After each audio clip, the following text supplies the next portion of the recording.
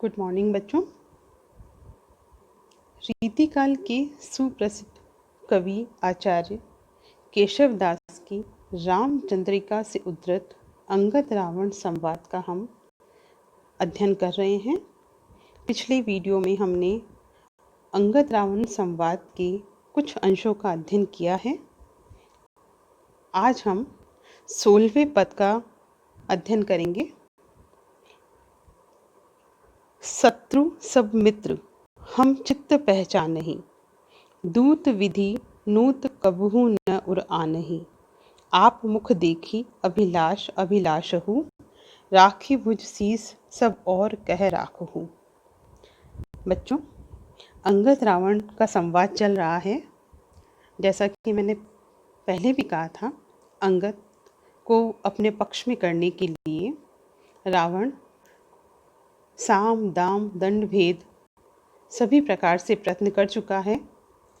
इन पंक्तियों में भी अंगद रावण को समझाते हुए कह रहा है, शत्रु सब मित्र हम चित्त पहचानहि, कि हे रावण, इस संसार में मेरा शत्रु कौन है, मित्र कौन है, यह मुझे अच्छी तरह से ज्ञात है और मैं इस शत्रु मित्र की भेद नीति से भली भांति परिचित हूँ। मैं राम का दूत हूँ और मुझे ज्ञात है कि मुझे क्या करना चाहिए। दूत विधि नूत कबहु न उर आनहि, अतः तुम मुझे नई दूत विधि न समझाओ। मैं तुम्हारी इस नई दूत विधि को हृदय से कभी भी स्वीकार करने वाला नहीं हूँ। आप मुख देखी अभिलाष अभिलाषहु, पहले आप अपना मुख देखिए और अपनी अभिलाषाओं को परखिए। मेरी अभिलाषा मैं स्वयं जानता हूँ। राखी भुज शीस सब और कह राखहु। भगवान राम ने मुझे और मेरी भुजाओं को, मेरे शीस को सुरक्षित रखा है। और कह राखहु, मुझे इससे अधिक और कुछ भी नहीं चाहिए। हे रावण, तुम स्वयं अपनी भुजाओं और शीस की राम के वार से रक्षा करो। इन पंक्तियों में अंगद रावण को समझा रहा है कि हे रावण, तुम मुझे नई दूत विधि मत समझाओ कि मुझे क्या करना है, क्या नहीं करना है। मैं भली भांति परिचित हूँ और यहाँ पर मैं तुम्हें यह कहने आया हूँ कि तुम अभी भी समय है, राम की शरण में चले जाओ। राम तुम्हें अवश्य ही क्षमा कर देंगे। अंगद के इन उपदेशों से चिढ़कर रावण अहंकार में भरकर कहता है, महा मीचू दासी सदा पाई धोवे, प्रतिहार है के कृपा सूर जोवे। छपा नाथ लीन्हे रहे छत्र जाको, करेगो कहाँ शत्रु सुग्रीव ताको। रावण अहंकार में भरकर अंगद से कहता है कि हे अंगद, मेरी शक्ति का तुम्हें और तुम्हारे राम को अनुमान नहीं है, इसलिए तुम यह जान लो कि यह संसार जो मृत्यु से डरता है, लेकिन मेरे यहाँ तो महामीचू दासी सदा पाई धोई। महामीचू का मतलब महामृत्यु। महामृत्यु मेरे यहाँ दासी बनकर सदा मेरे पांव धोती है। देवता प्रतिहारी के वेश में खड़े रहकर मेरी आज्ञार्थ मेरा मुंह देखते हैं। छपा नाथ लीन्हे रहे छत्र जाको। बच्चों, छपा नाथ का तात्पर्य है चंद्रमा। रावण कहता है, सौंदर्य का धनी चंद्रमा मेरे यहाँ यश और कीर्ति का छत्र धारण करके खड़ा रहता है। करेगो कहाँ शत्रु सुग्रीवता को। भला ऐसे बलशाली रावण का राम का साथ देने वाला सुग्रीव क्या बिगाड़ सकता है। अतः हे अंगद, तुम मुझे कुछ भी मत सिखाओ। सका मेघमाला सीखी पाककारी, करे कोतवाली महादंडधारी। हे अंगद, मेरे दरबार में मेघमालाएं पानी भरती हैं और अग्नि स्वयं पाककारी का कार्य करती है। पाककारी का तात्पर्य है खाना बनाने का, और सीखी का तात्पर्य है अग्नि।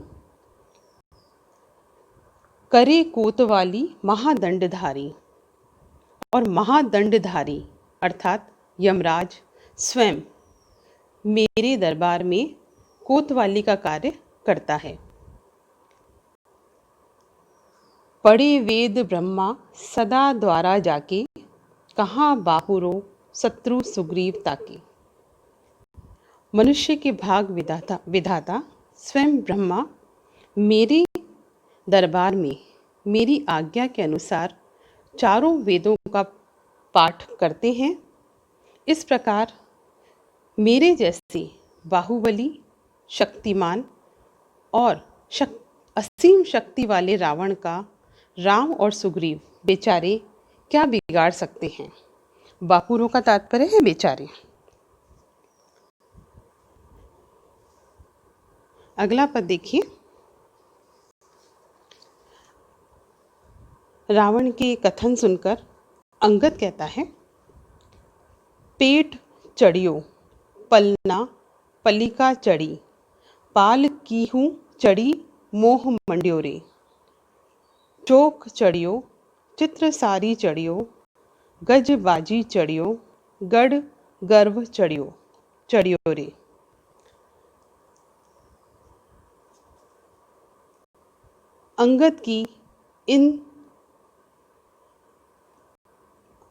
अंगद रावण की इन अहंकारी बातों से प्रभावित हुए बिना रावण को समझाते हुए कहता है कि हे रावण,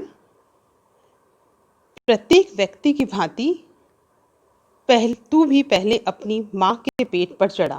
पेट चढ़ियो पलना पलिका चढ़ी, पाल की हूँ चढ़ी मोह मंड्यो रे। अंगद कहता है, अंगद यहाँ पर आध्यात्मिक और लौकिक उदाहरणों के द्वारा रावण को समझाने का प्रयत्न करते हुए कहता है कि हे रावण, जिस प्रकार से प्रत्येक व्यक्ति अपनी माँ के पेट पर चढ़ते हैं, उसी प्रकार से तू भी सर्वप्रथम अपनी माँ के पेट पर चढ़ा, उसे कष्ट दिया।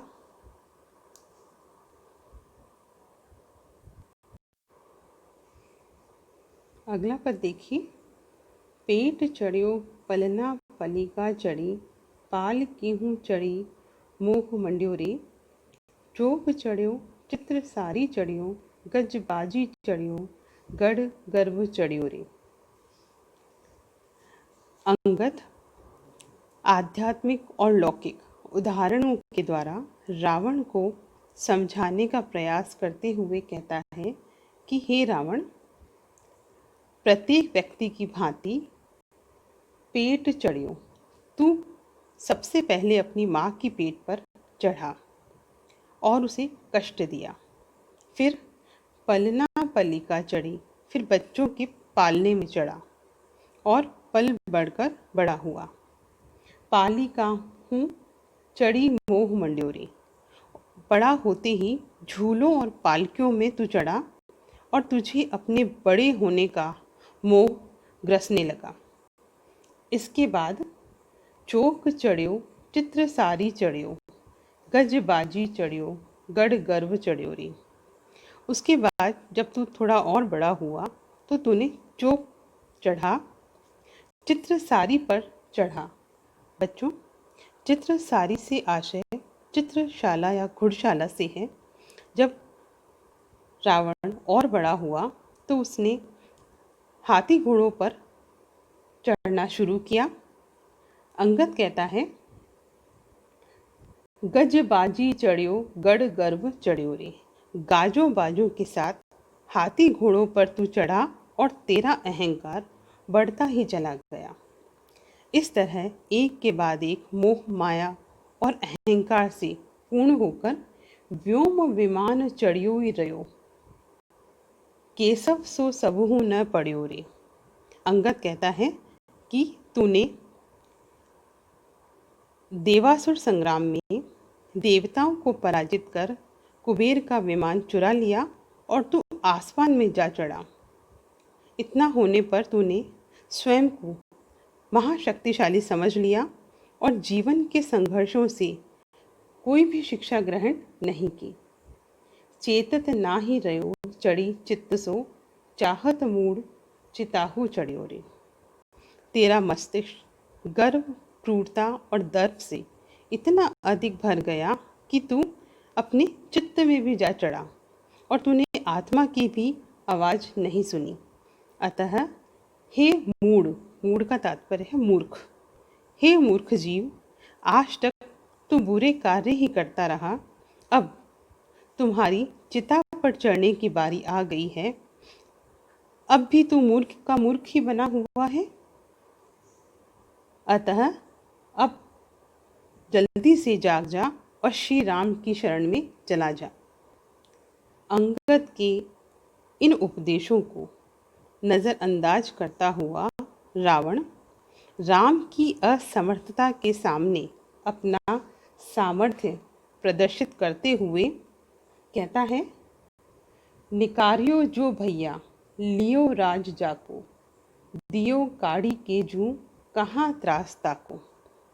रावण कहता है, हे अंगद, तुम्हारे राम मुझसे भला कैसे युद्ध कर सकते हैं, क्योंकि वह तो निकारियो, निकारियो का तात्पर्य है निकाल दिए गए हैं।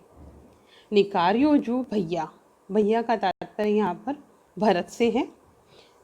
रावण कहता है कि तुम्हारे राम तो स्वयं अपने छोटे भाई भरत के द्वारा राज्य से निकाल दिए गए हैं। दियो काड़ी के जू कहाँ त्रास ताको, और भरत ने उनका राज्य छीन लिया। जो राम स्वयं के अधिकार युक्त अयोध्या राज्य को छोटे भाई भरत से नहीं बचा सका हो, वन वन में भटक रहा हो, वह भला मेरा क्या बिगाड़ सकता है। अर्थात अपने ही राज्य से निष्कासित राम से मुझे कोई भी डर या भय नहीं है। लिए बान राली कहा बात तो सो। हे अंगद, तुम ही बताओ, तुम्हारा राम वनवास में केवल वान राली अर्थात वानर सेना के सहारे जीवित है। ऐसे राम का मेरे साथ भला संग्राम कैसे हो सकता है, युद्ध कैसे हो सकता है। सो कैसे जुड़े राम संग्राम वसु। राम केवल वानर सेना के बलबूते ही मुझ जैसे शक्तिशाली शासक से युद्ध नहीं कर सकते, और अगर किया भी तो वे कभी विजयी न होंगे। मेरे सामने उनका भला सामर्थ्य ही क्या है। यहाँ पर इन पंक्तियों में रावण का अहंकार स्पष्ट परिलक्षित होता है। संवाद पात्रों के अनुकूल है, भाषा साहित्यिक ब्रज है जिसमें उपदेश वृत्ति स्पष्टतः देखी जा सकती है। शांत रस सर्वत्र दिखाई दे रहा है।